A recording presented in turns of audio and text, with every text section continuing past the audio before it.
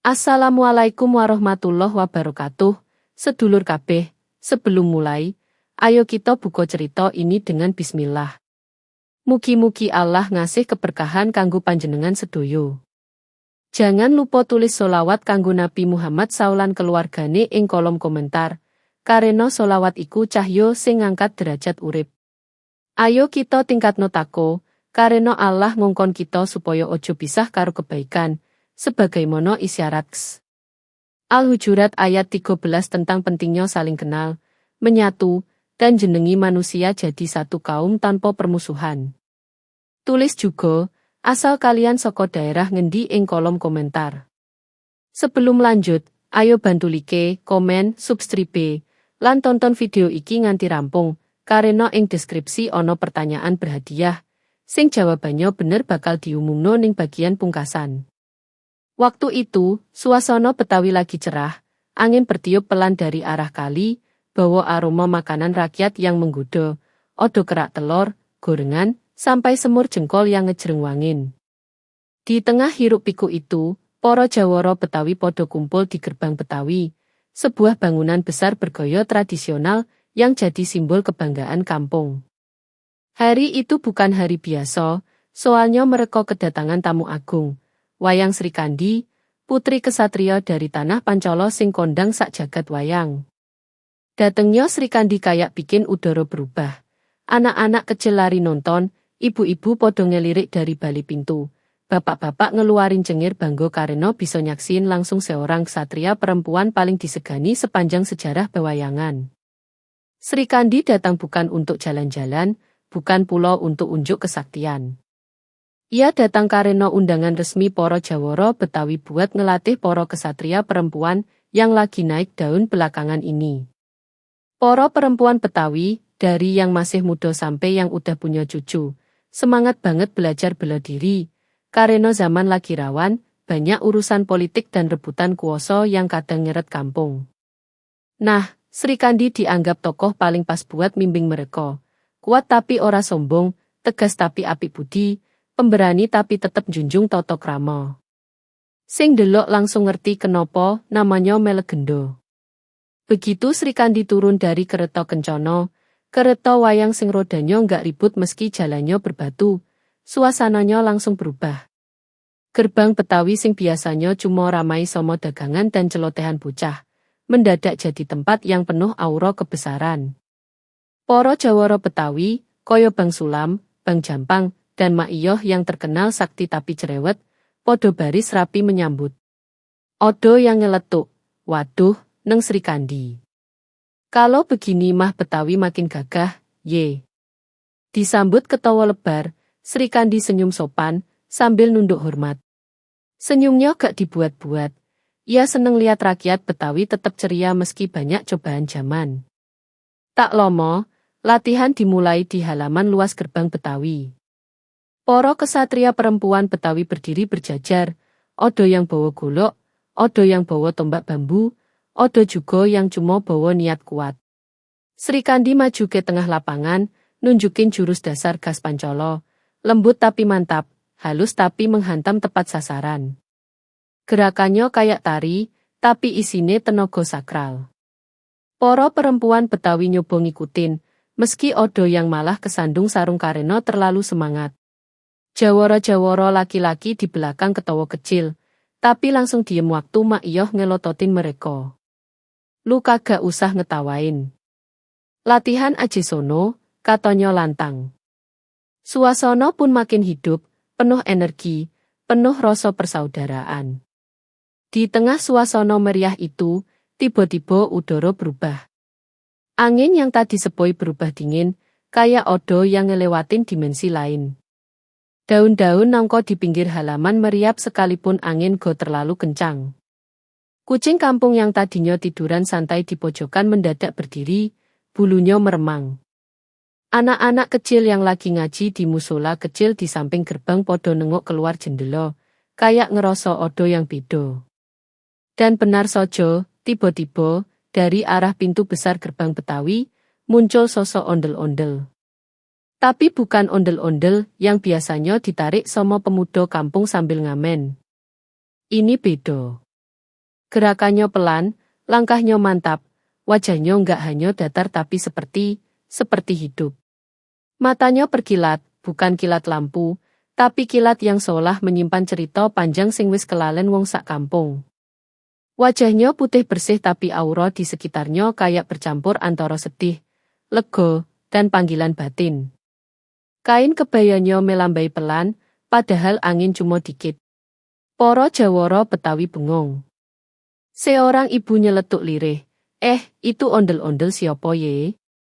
Kagak odo yang bilang mau manggung lo.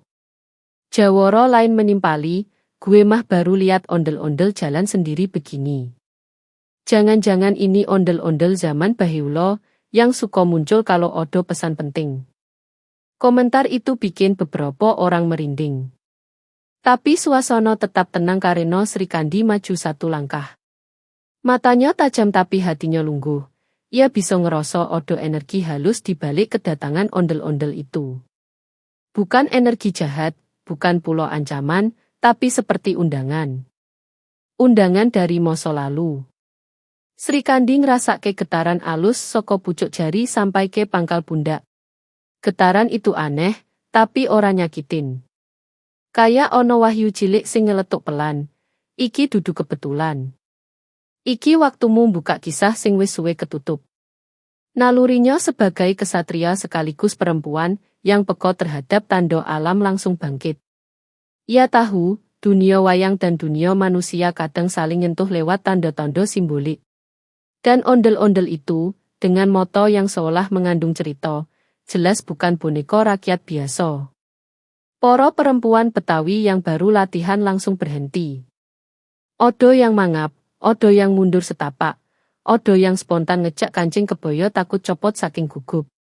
Sementara itu, suara ondel-ondel pelan-pelan kedengeran, bukan suara manusia, bukan suara gendang, tapi seperti denting kecil dari dalam kayu, seperti bunyi ingatan yang pengen keluar lagi. Wajahnya menghadap lurus ke arah Sri Kandi, seakan-akan hanya ia yang dituju. Para jawara saling tatap, bingung tapi tetap siap kalau odo opo-opo. Mereka tahu kampung Betawi sering kedatangan fenomena aneh, tapi yang satu ini beda kelas. Sri Kandi menarik napas pelan. Ia merasa koyo odo magnet halus yang narik dirinya mendekat, tapi bukan paksaan, lebih kayak panggilan keluarga, panggilan darah, panggilan leluhur. Iki opo? Kenapa rasane nyedot ati begini, batin? Sebagai wesi dadi ksatria Pancala, ia sudah sering berurusan dengan pertanda, wahyu, dan makhluk gaib. Tapi ini terasa lebih pribadi, seolah ondel-ondel itu bawa pesan khusus buat dirinya. Para jawara Betawi makin dekat, tapi tetap jaga jarak hormat. Mereka tahu, kalau fenomena begini muncul, biasanya terkait sejarah lomo antara Betawi dan negeri jauh. Odo yang mulai berbisik soal legenda putri Betawi sing raib tanpa jejak bertahun-tahun lalu. Odo pula yang ngomong pelan, jangan-jangan ini penjaga si putri, penjaga rahasia yang belum kelar.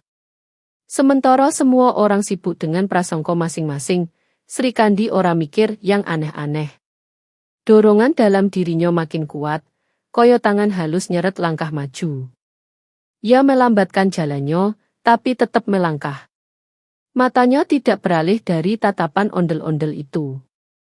Tatapan yang seakan berkata, ayo, Putri Pancala, kisahmu ternyata lebih panjang dari yang kau kira.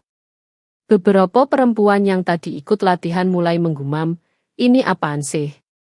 Kok gue jadi merinding tapi penasaran? Odo juga yang nyeletuk dengan logat Betawi kental. Waduh, jangan-jangan nih ondel-ondel mau ngasih kita tugas negara, ye. Candaan itu disambut tawa kecil, tapi semua tahu, apapun yang terjadi, ini bukan kejadian sepele. Dan di tengah segala hiruk-pikuk itu, keramaian rakyat, rasa penasaran, doa spontan, bahkan sedikit rasa takut, Sri Kandi sudah melangkah tepat di depan ondel-ondel misterius itu. Mereka berdua saling menatap dalam diam, dalam waktu yang terasa melambat. Dan disitulah cerita besar, yang lama terkubur mulai membuka pintunya.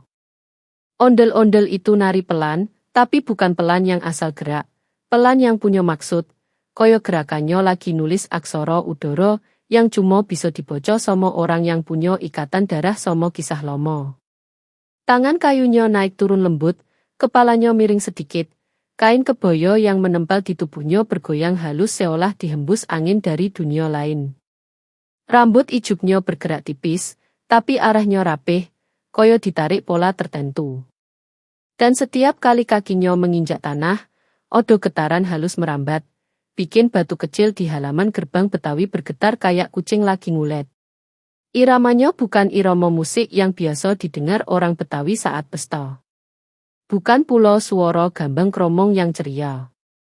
Yang terdengar justru campuran unik, odo getaran halus yang koyo suara gamelan Jawa dari gunung, tapi dicampur napas angin laut Jakarta yang lewat di sela-sela dedaunan. Kayak odo angin sakti, koto wayang Bimo pelan, ngusap kumisnya yang tebal. Suaranya berat, tapi odo nodo heran. Angin itu bukan angin sembarang, odo rasa dingin tapi menenangkan, rasa tua tapi lembut, rasa misterius tapi tidak jahat. Siapapun yang berdiri di sono akan tahu, ini bukan tarian hiburan, ini tarian pesan. Sri Kandi ngikuti gerakan itu tanpa sadar. Bukan karena mau, tapi karena tubuhnya sendiri merasa dipanggil. Di sampingnya, wayang Arjuna melirik sambil nyengir tipis. Rin, awakmu kok langsung nyambut gerakan? Koyo wis kenal lawas. Sri Kandi ora jawab, matanya fokus ngikuti pola gerakan ondel-ondel yang ternyata punya irama tersembunyi. Di belakang Arjuna, wayang Yudhistira berdiri tenang, wajahnya serius seperti sedang ngitung makna moral di balik tarian itu. Sementara itu, wayang Bima sesekali ngangguk-ngangguk, mencoba menangkap arah energi yang mengalir. Wayang Nakula lan wayang Sadewa berdiri agak mundur, tapi tetap waspada, delok sekeliling takut ada kekuatan lain yang ikut datang. Kelima saudara Pandawa itu kebetulan memang lagi mampir ke Betawi. Mereka sebenarnya datang buat survei jalur perdagangan baru, tapi begitu dengar Sri Kandi dapat undangan buat ngelatih kesatria perempuan Betawi, mereka ikut nongkrong sebentar. Sekalian wisata budaya, koto Arjuna, gaya-gayaan, sambil ngerapihin rambut. Tapi sekarang, tidak satu pun dari mereka berani bercanda lagi. Gerakan ondel-ondel itu terlalu khidmat, terlalu bernyawa buat dijadiin bahan guyon.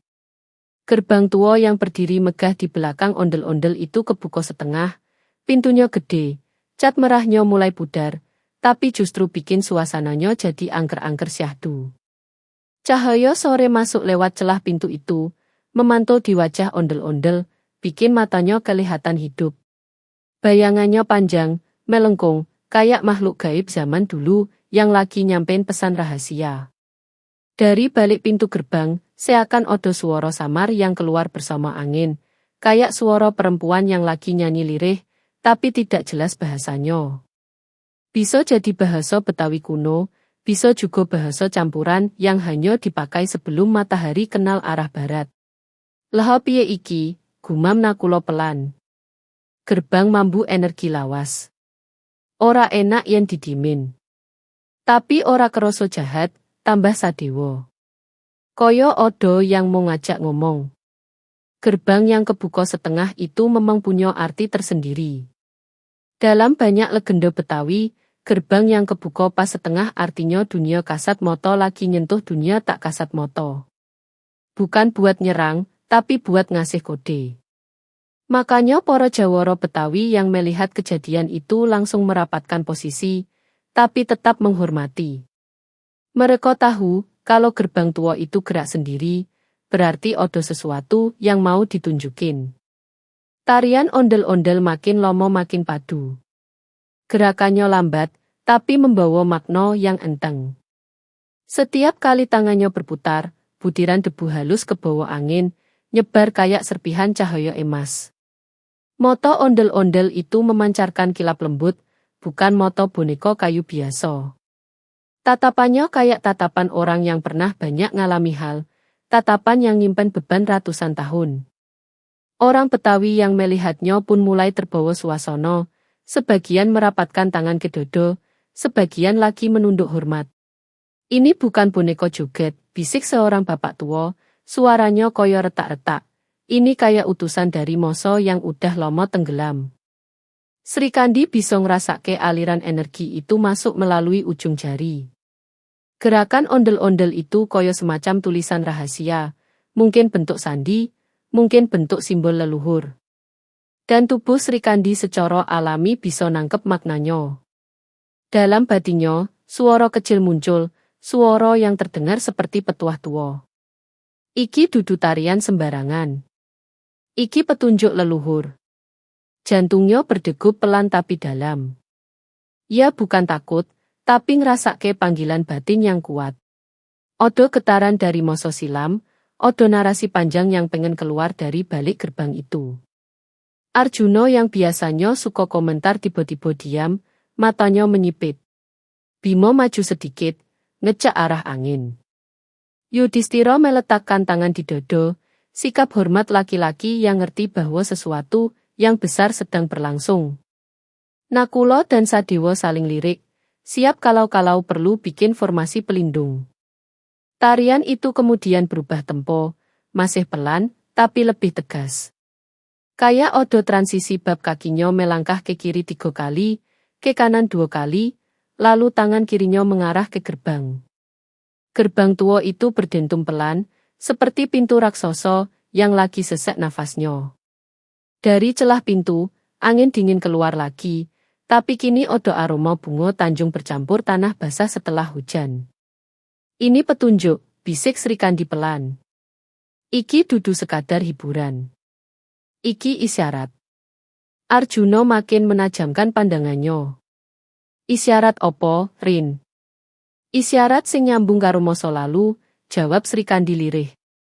Kayane, ondel-ondel iki ngajak kita buka cerita lama sing belum kelar.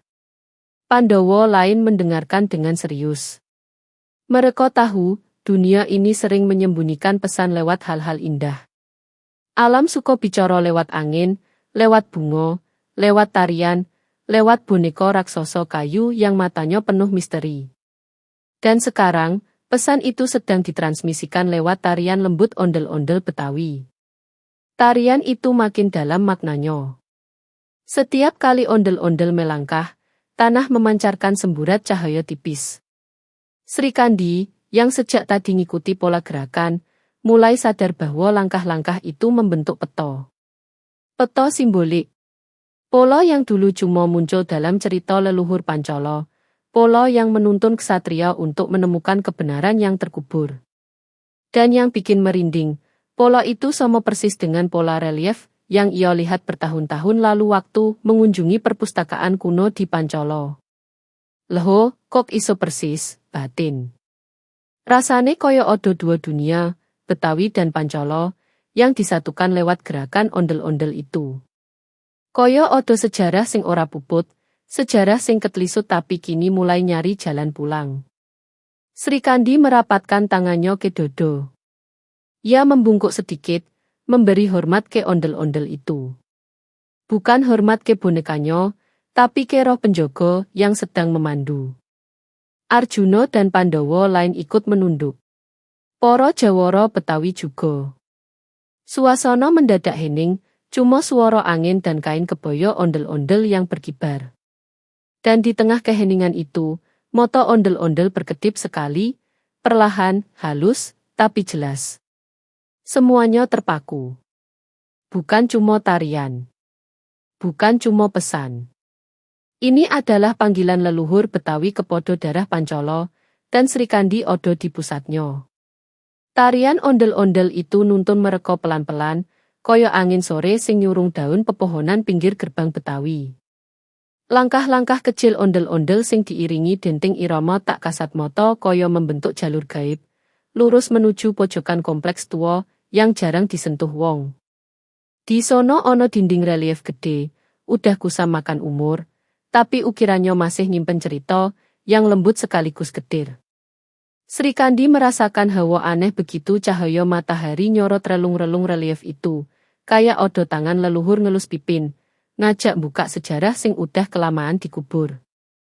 Relief itu nyeritain legenda lawas soal seorang putri Betawi sing hilang puluhan tahun lalu.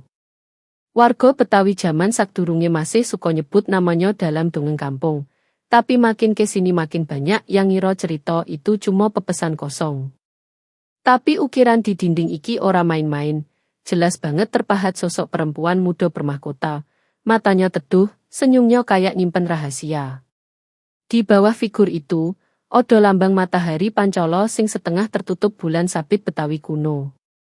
Simbol lorone dijajarke rapi, pertanda hubungan dua negeri sing ora sembarangan. Arjuna ngelus dagu sambil merhatiin ukiran itu. Leho kok ono lambang Pancala. Iki berarti wis ono hubungan lawas antara leluhur Betawi lan Pancala. Bimo cuma mendengus, suaranya berat. Opo iki hubungan karo Srikandi? Wong matane ondel-ondel saka tadi nontoni Srikandi wae. Yudhistira ngelirik lebih tenang, ora ono sing kebetulan ing urusan leluhur. Konon, putri Betawi sing hilang itu memang punya silsilah nyambung karo keluarga kerajaan Pancala, tapi bukan lewat garis resmi kerajaan sing tercatat rapi, melainkan lewat garis kuno sing wis suwe kelalen dijaga keturunane. Zaman biyen, ketika hubungan politik dua wilayah masih rapuh, ada seorang putri Pancala cabang selatan sing dinikahkan diam-diam dengan bangsawan Betawi demi nyelamatin perjanjian damai. Pernikahan itu disembunyikan, takut memancing amarah para penasihat kerajaan yang gak seneng dua budaya bergabung. Namun, dari pernikahan itu lahir seorang putri, yang kemudian tumbuh jadi cikal bakal hikayat Betawi lan Pancala sing meluruh jadi satu garis darah. Sayang, sejarah ora pernah berjalan lurus. Intrik politik lan perebutan tahta zaman lawas sempet ndadekke hubungan dua negeri pecah. Wong-wong sing punya kepentingan pribadi gelut berebut jabatan, berebut legitimasi, sampai-sampai hubungan kasih sayang keluarga dimakan ambisi. Putri Betawi yang punya darah Pancala itu jadi korban pertama. Odo yang cerita ia diculik biar perjanjian damai bubar. Odo pula cerita gelap bahwa ia disembunyikan oleh salah satu faksi bangsawan supaya garis keturunannya nggak dipakai legitimasi politik pihak lain. Odo juga versi yang lebih pahit, ia kabur demi nyelamatin bayi yang dikandungnya. Relief itu ngukir adegan-adegan itu dengan detail. Odo ukiran prajurit bertopeng, odo simbol pusaka retak dua, odo juga gambar dua negeri terpisah garis panjang, simbol pecahnya hubungan. Di sampingnya, odo pahatan sosok perempuan yang tampak seolah melarikan diri sambil nyekel selendang bercorak matahari dan bulan sabit. Srikandi merhatiin itu lomo banget, sampai napasnya berasa berat. Odo perasaan aneh sing nyemprit dadanya, kayak sejarah itu bukan cuma dongeng, tapi nyambung karo dalan urip. Sementara itu, ondel-ondel misterius berhenti tepat di depan relief, nunduk sedikit koyo ngajeni. Gerakannya lembut, tapi tegas, koyo wong Betawi tua sing hormat sama tamu penting. Lampu-lampu kecil dari obor kampung yang ketabrak angin bikin bayangan ondel-ondel nyebrang-nyebrang ke dinding, seakan-akan relief itu hidup, bergerak, lan nyeritain kisahnya sendiri. Srikandi maju selangkah, megang busurnya, panah Candra Kirana. Aneh, pusaka itu bergetar sampai kerasa ke tulang jari. Kayak ngerasake resonansi, koyo ketemu frekuensi sejarah sing sama. Ya nyeletuk pelan banget, iki opo maksude? Pusa aku kok melu geter. Nakula, yang paling halus pengamatan, gumun, mungkin pusaka iku kenal leluhur sing diceritake. Sadewa nambahin, atau malah nyambung karo takdirmu dewe, Mbak Srikandi. Angin sore tiba-tiba berubah arah, nyibak debu-debu tipis di lantai. Dari sela-sela relief, muncul cahaya kecil warna kemasan, koyo serpihan memori. Cahaya itu nggak ngilauke, tapi bikin suasana sakral banget. Gerbang Betawi yang tadi setengah terbuka terasa makin angker-angker syahdu, koyo lorong antar dua zaman. Para jawara Betawi yang dari tadi ngikutin rombongan cuma bisa ndeprok linglung. Mereka belum pernah lihat ondel-ondel yang bisa nuntun sampai sedekat ini podo rahasia leluhur. Salah satu jawara Betawi, si Bang Thohir, nyeletuk pelan, kayaknya toh ondel-ondel kagak cuma buat ngusir setan atau jadi hiburan kampung, Nih yang ini kayak penjaga sejarah. Jawara lain manggut-manggut. Iya, kaya dia ngerti siapa yang pantas buka ceritanya. Sri Kandi meresapi setiap ukiran, setiap goresan, setiap cerita yang kebisi angin. Ia kerasa kaya ditarik dua dunia, dunia kesatria Pancala yang keras lan disiplin, lan dunia Betawi yang penuh tawa rakyat tapi nyimpen kedalaman sejarah. Hatinya ketusuk rasa iba. Mungkin putri Betawi yang hilang itu pernah ngalami penderitaan luar biasa, dikhianati politik, dipisahkan dari keluarganya, dipaksa ninggalin negerinya, atau bahkan ditelan legenda tanpa sempat menceritakan versinya sendiri. Sementara itu, panah Candrakirana makin lama makin panas. Kemasan cahaya pusaka itu nyorot ke bagian bawah relief, tepat di simbol pecahan pusaka retak dua. Di situ tertulis huruf kuno Betawi Pancala campuran, bahasa Lomo yang jarang dipahami wong zaman sekarang. Tapi entah kenapa, Sri Kandi bisa ngerti sedikit-sedikit, seolah ayat-ayat leluhur itu langsung diterjemahkan lewat hati. Kalimatnya kira-kira berbunyi, garis darah yang pecah bakal nyatu maneh, nalika putri dari cahaya datang membawa panah bulan. Arjuna nyeletuk, "Lho, iki jelas ngomongke Sri Kandi. Panah wong yo Candrakirana, cahaya bulan." Bima cuma melotot, berarti ondel-ondel iki ngajak Sri Kandi benerke sejarah lawas. Yudhistira nyimpulin dengan nada halus tapi yakin, ora mung benerke sejarah. Nggih mungkin ngluruske keturunan sing ilang. Sri Kandi ngelus dadanya, kaget tapi pasrah. Jadi, putri Betawi sing hilang itu mungkin punya hubungan karo keluargaku, karo leluhurku. Angin menjawab dengan desir panjang, kaya nyentuh rambutnya sambil ngasih iyo halus tanpa kata. Di antara semua yang hadir, cuma ondel-ondel itu yang tetap tenang. Matanya yang dari tadi seperti menyimpan cerita kini berkedip sedikit. Gerakan pelan banget, tapi cukup buat bikin seluruh jawara Betawi merinding. Kaya ada jiwa leluhur yang lagi nunjukin arah, bilang, iki waktune kalian ngerti. Dan di detik itu juga, Sri Kandi ngerti bahwa perjalanan ini bukan sekadar undangan ngelatih kesatria perempuan Betawi. Bukan sekadar pertunjukan budaya. Bukan pula sekadar legenda kampung. Ini soal silsilah yang ngubungke dua negeri, soal cinta keluarga yang putus tapi belum selesai, soal pusaka yang nyari pemilik garis darahnya, soal sejarah yang minta dituntasin. Lan Sri Kandi merasa, mau nggak mau, dirinya ditakdirke dadi kunci utama. Pusakanya sudah bicara, ondel-ondel sudah nuntun, relief sudah ngungkap setengah rahasia. Sisanya tinggal berani atau ora, ngelangkah lebih dalam ke masa lalu sing siap kebuka. Di tengah penyelidikan itu, ketika rombongan wayang lan para jawara Betawi masih sibuk merunut silsilah putri yang hilang, tiba-tiba muncul bayangan-bayangan samar di udara. Bukan bayangan biasa, tapi semacam kilas balik sejarah sing dijedotin langsung ke mata hati. Bayangan itu ngambang kaya asap dupa, muter-muter di antara dinding relief, dan langkah ondel-ondel misterius. Sri Kandi kaget, Arjuna siaga, Bima otomatis pasang badan, Yudhistira menenangkan diri, Nakula lan Sadewa saling melirik dengan pandangan waspada. Semua ngerasa, apa yang mereka lihat bukan sekadar ilusi, itu sejarah sing lagi minta diperhatiin. Bayangan itu mula-mula nunjukin pelabuhan Betawi lawas. Luka sejarahnya kerasa banget. Ada kapal-kapal asing masuk tanpa salam, tanpa permisi, ngaku-ngaku datang buat dagang tapi aslinya ngincer kekuasaan. Rakyat Betawi dulu hidup sederhana, penuh ketawa, suka ngelawak sambil ngopi di pinggir pelabuhan. Tapi begitu prajurit asing itu datang, keadaan berubah jadi tegang. Para kesatria Betawi terpaksa angkat golok, tombak, dan tameng kuno yang disimpan di balai-balai kampung. Mereka bukan cuma berperang buat tanah, mereka jaga martabat, adat, dan leluhur. Sri Kandi memperhatikan semuanya dengan mata bergetar.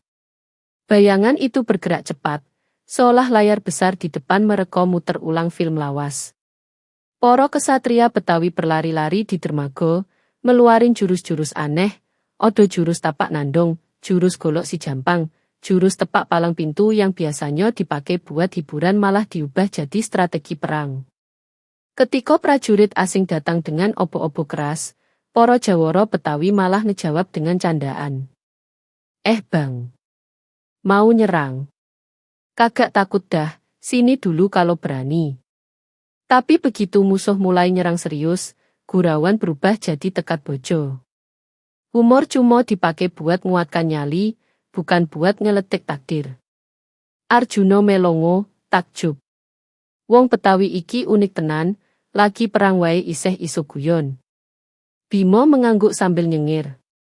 Tapi nek wis marah beneran, yo siap-siap melayu wae wong sing ngelawan. Para jawara Betawi yang ngikutin rombongan cuma tertawa kecil, bangga sama leluhurnya. Walau sejarahnya pahit, mereka selalu nyeritainnya dengan gaya ringan. Humor udah jadi tameng batin. Bayangan perang itu berubah lagi. Kini muncul cahaya merah menyolo di belakang dermaga, kaya bola api ngambang. Ternyata itu adalah sosok ondel-ondel raksasa, bukan ondel-ondel biasa, yang suka manggung di acara sunatan. Wujudnya menggambarkan roh pelindung Betawi, yang dulu dipercaya turun ketika daerahnya terancam. Tapi yang bikin Sri Kandi makin merinding, ondel-ondel yang mereka lihat sekarang punya aura, yang sama dengan yang sedang memimpin mereka. Ondel-ondel misterius yang muncul sejak latihan dimulai. Perlahan, bayangan itu nunjukin rahasia besar. Ondel-ondel misterius yang nuntun mereka bukan sekadar boneka raksasa. Ya jelmaan roh pelindung putri Betawi yang hilang itu. Zaman dulu, ketika prajurit asing mencoba masuk sampai jantung kota, putri Betawi dengan darah Pancala itu berdiri paling depan. Ya bukan cuma bangsawan, tapi kesatria rahasia yang dilatih di dua tradisi sekaligus. Tradisi Betawi yang luwes dan tradisi Pancala yang disiplin. Ia bertarung sampai napas terakhir buat ngelindungi rakyat. Ketika tubuhnya roboh, dunia Dewa Betawi, sing bertempat di lapisan gaib hutan bakau dan gelombang laut, turun langsung buat ngambil jiwanya. Arjuna membisik, iki wes ora sekadar legenda, iki jiwa ksatria sejati. Sri Kandi ngelus dadanya, ngrasake aura hangat campur sedih. Lan roh iku, saiki ngancani kita. Ondel-ondel misterius berhenti menari sejenak. Matanya berkedip lambat, seolah ngejawab iya. Dari tubuhnya keluar cahaya lembut warna jinggo, kayak senja di pelabuhan. Cahaya itu muter-muter di sekitar rombongan wayang, bikin hawa sakral nyelimuti mereka. Semua ngerti, mereka sedang berada di hadapan penjaga dunia yang bukan sembarangan, roh yang diselimuti adat, kasih sayang rakyat Betawi, dan restu para dewa. Dunia Dewa Betawi, yang disebut para sesepuh sebagai jagat luhur galur on, adalah lapisan kosmologi kuno yang jarang dibahas sekarang. Konsepnya mirip dunia kahyangan dalam pewayangan, tapi penuh aroma laut, bau tanah basah, dan suara pantun yang dilantunkan para leluhur.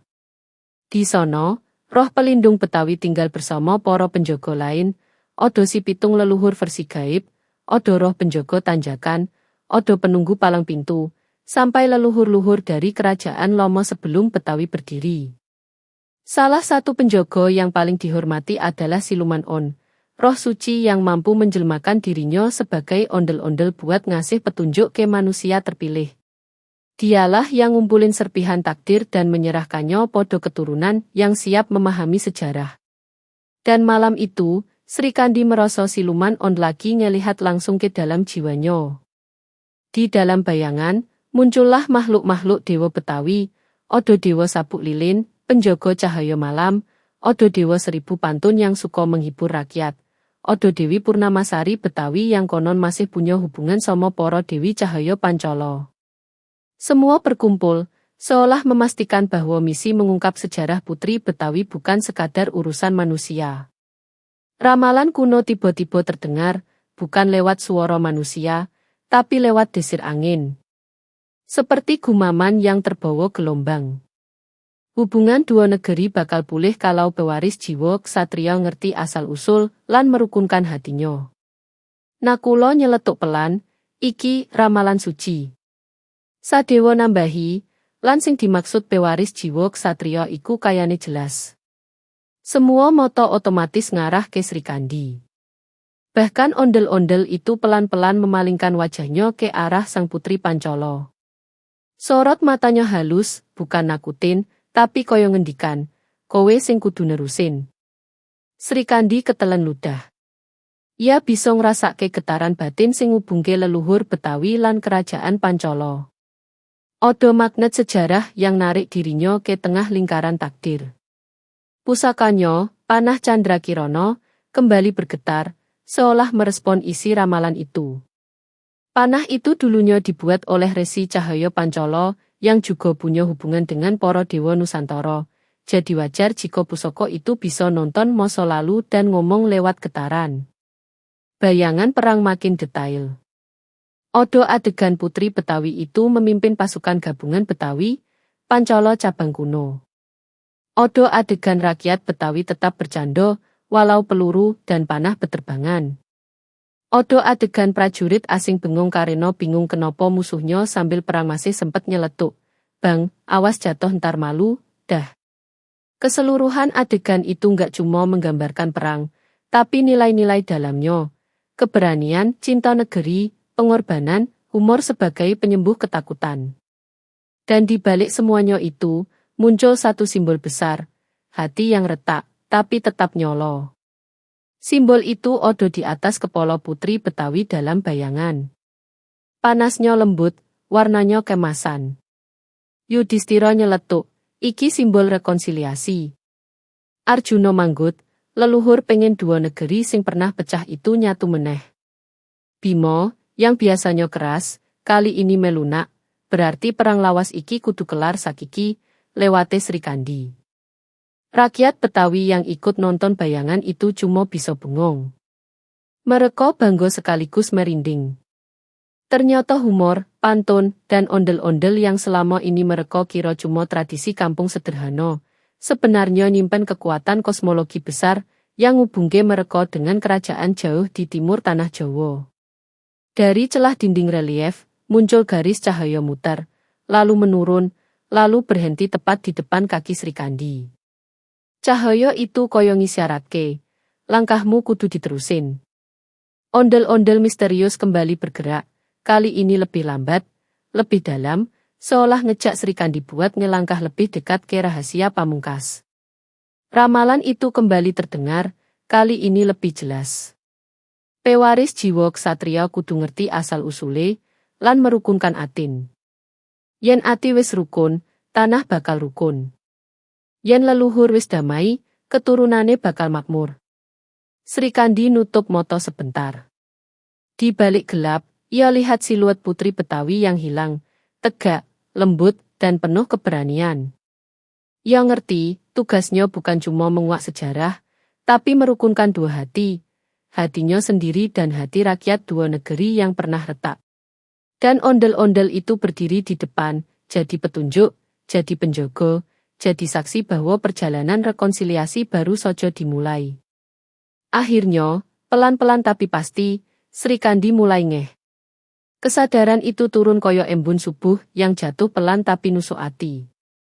Sejak awal ia cuma mikir diundang ke Betawi buat ngelatih para kesatria perempuan, ngasih ilmu perang, ngajari strategi, lan nguatke mental para jawara putri. Tapi ternyata misi batinnya jauh lebih dalam. Waktu ia merhatiin cahaya yang keluar dari ondel-ondel misterius itu, cahaya hangat jinggo yang tadi sempat muter di sekitar rombongan, ia kerasa ada bisikan yang nunjuk langsung ke garis keluarganya. Bukan bisikan menakutkan, tapi koyo suara halus dari leluhur, sing udah lama nunggu kesempatan ngomong. Srikandi nelan napas. Di pikirannya muncul bayangan ibunya, Dewi Haimavati, perempuan bangsawan yang dulu sering nyeritain kisah tentang nenek moyang mereka, yang tersebar di beberapa tanah Nusantara. Salah satunya pernah merantau ke wilayah yang kelak dikenal sebagai Betawi. Dulu Srikandi nganggep cerita itu cuma dongeng pengantar tidur, sesuatu yang romantis tapi ora duwe bobot sejarah. Tapi kini, setelah melihat relief tua, ramalan kuno, dan roh pelindung yang muncul lewat ondel-ondel.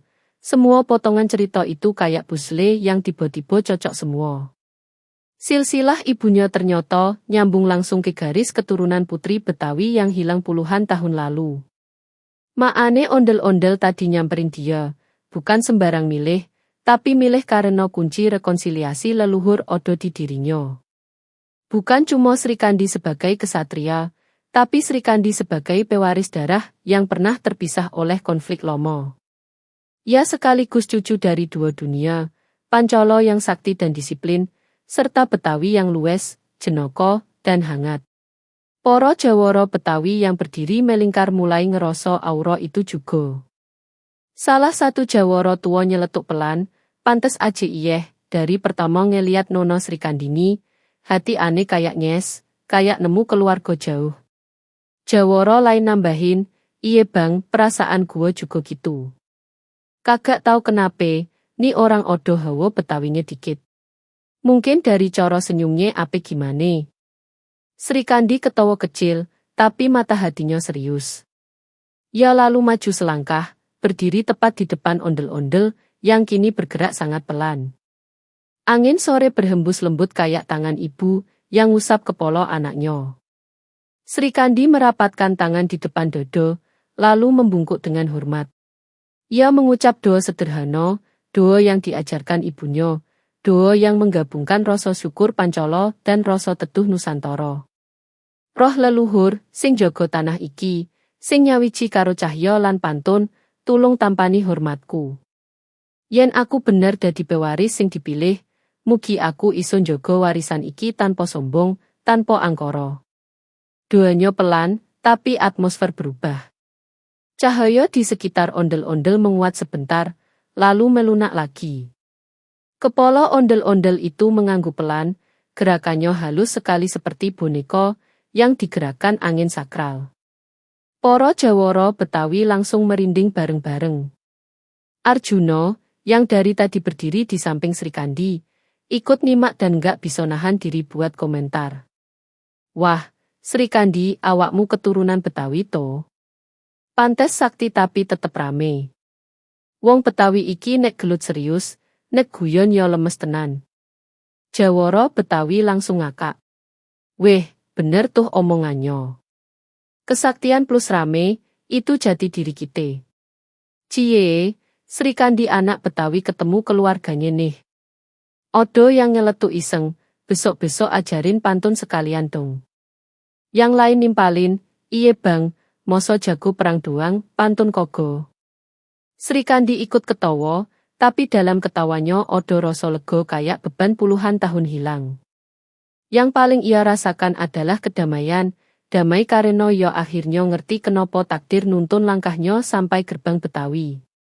Saat gelak tawa meredo, ondel-ondel itu mulai bergerak lagi. Tarian terakhir. Gerakannya pelan, kayak tarian perpisahan. Odo lirikan lembut dari moto boneka itu, seakan berkata, terima kasih, pewaris. Tugasku rampung. Tarian itu nggak lagi misterius atau angker.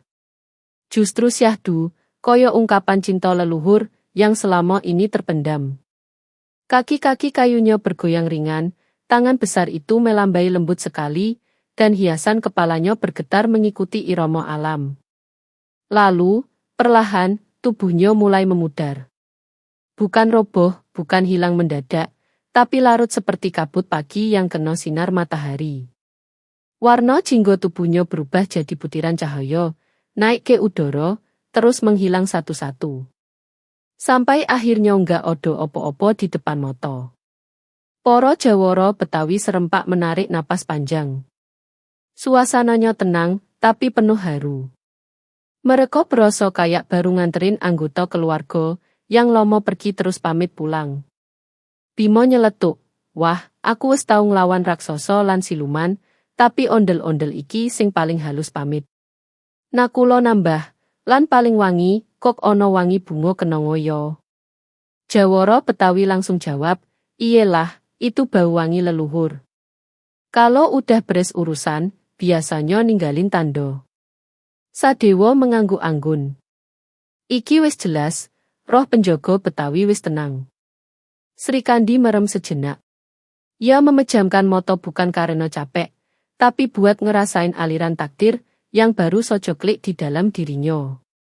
Hubungan dua negeri, Betawi dan Pancolo, yang dulu pecah karena politik, perebutan tahta, dan salah paham sejarah, kini pelan-pelan nyambung lagi. Bukan lewat peperangan, bukan lewat tuntutan, tapi lewat pengakuan batin dan cinta keluarga leluhur yang lama terpisah. Ketika matanya kebuka lagi, ia lihat gerbang Betawi berubah sedikit. Cahaya matahari sore jatuh di atas gerbang itu, bikin warnanya lebih hangat dibanding sebelumnya. Seolah alam ikut lega. Rakyat yang kebetulan nonton dari jauh juga merasa enteng.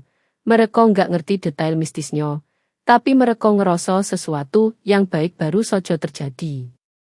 Yudhistira kemudian mendekat, menepuk bahu Sri Kandi dengan lembut. Saudari Sri Kandi, iki tugasku ngelingke. Iki bukan akhir perjalananmu. Iki awal kanggo sejarah anyar.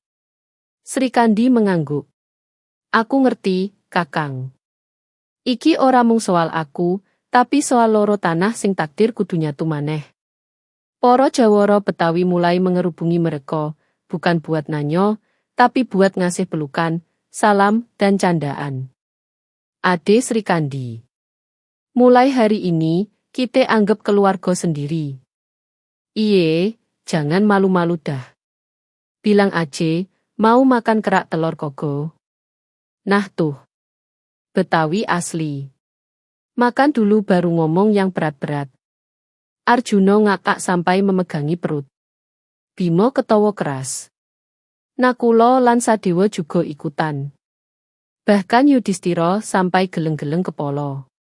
Suasana berubah lagi jadi hangat, penuh ceng-cengan, khas pertemanan antara ksatria Jawa dan Jawara Betawi yang semuanya punya gaya unik. Tapi di balik gelak tawa, Sri Kandi ngrasake sesuatu yang jauh lebih penting, ketenangan. Batin tenang, jiwane kayak dipegang lembut oleh tangan leluhur. Ia tahu, malam itu hubungan dua negeri resmi pulih, tanpa perang, tanpa dendam, tanpa saling nuduh dosa masa lalu.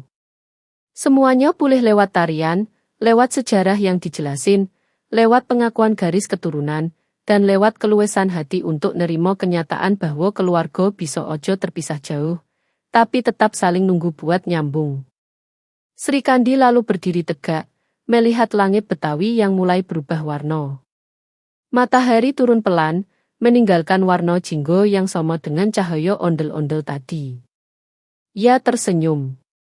Warisan wis bali, lan tugasku wis jelas.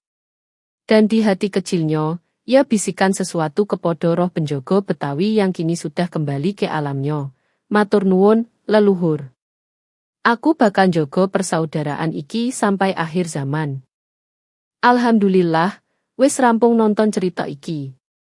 Ayo tetep bersolawat kanggo Nabi Muhammad saulan keluargane, ojo lali ngudi tako saben dina. Kanggo sedulur sing jawab pertanyaan dengan bener di komentar, mugo-mugo doaku iki nganti marang panjenengan. Ya Allah yang maha menjaga, limpahkanlah kepada saudaraku keturunan dan keluarga yang baik, yang menjadi penerus akhlak mulia dan kemuliaan hati. Anugerahkanlah kepadanya lingkungan yang penuh kebaikan, persaudaraan, dan ketenangan. Jauhkan ia dari segala permusuhan, perselisihan, perang, dan konflik, lahir maupun batin. Tanamkan dalam dirinya cinta dan rasa kekeluargaan yang semakin kuat, serta istiqomahkan hatinya dalam zikir, ibadah, dan laku spiritual yang engkau ridai. Jadikan setiap langkahnya kokoh, penuh kebijaksanaan, dan bercahaya oleh petunjukmu. Jika engkau takdirkan ia memegang amanah kepemimpinan, politik, atau kekuasaan, maka jadikan ia pemimpin yang adil, merakyat, penuh humor yang menyejukkan, serta jauh dari sifat zalim. Karuniakan kepadanya pemahaman moral, etika, dan filsafat hidup yang lurus. Ya Allah, jadikan hidupnya berkah, jalannya lapang, dan akhir usianya dalam husnul khatimah. Amin. Sing salah jawab, tetep tak doakno sehat lan berkah. Tulis komen lan request judul opo maneh soal ondel-ondel sing pengen kamu dengerake.